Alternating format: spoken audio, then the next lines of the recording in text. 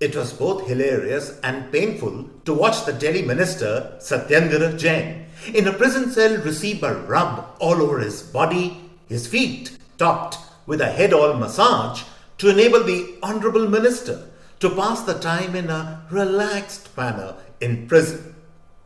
The episode only served to tell the distance AAP, or rather CAP, that is Khas Aadmi party, has travelled over the years. Instead of changing the course and tenor of mainstream politics, as was the mandate and promise of AAP, it has U-turned the course of a political journey and nosedive to a new low. It is not even the violation of prison rules that is the issue here. It is the sickening side of elitism at play, a blatant disregard for all rules, and worse, a stoic defense of the indefensible by AAP, and an assertion that it is the highway, or my way, or the massage way. How did things get to this point? What perversion of nature, what kind of a roll out of a con job made us believe in these people that they could change the course of politics? And along with that, to open the way for educated people like you and me to enter mainstream politics and contribute to the nation. Instead of all that, we have the demoralizing spectacle of oily netas of AAP, and I mean that quite literally, getting massaged, and worse, the Deputy Chief Minister of Delhi, Sisodia, declaring in a press conference that the massages were necessary to alleviate Satyendra Jain's spinal problems. The call of the man to give this excuse, you might say.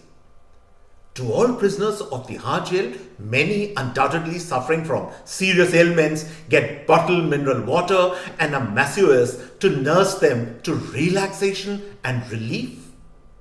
Does AAP get the right for its top people to board international flights drunk out of their mind?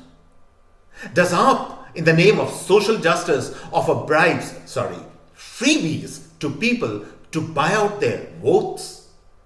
And worst of all, despite all this, does the party get the right to not only get away with all this, but lecture the entire political class on political morality?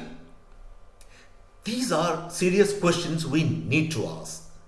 Well-known political commentators are not asking this question because their hatred for the current political dispensation in the country is so great that they are always in the mode of forgive and forget the trespassers of the so-called great disruptor of Indian politics.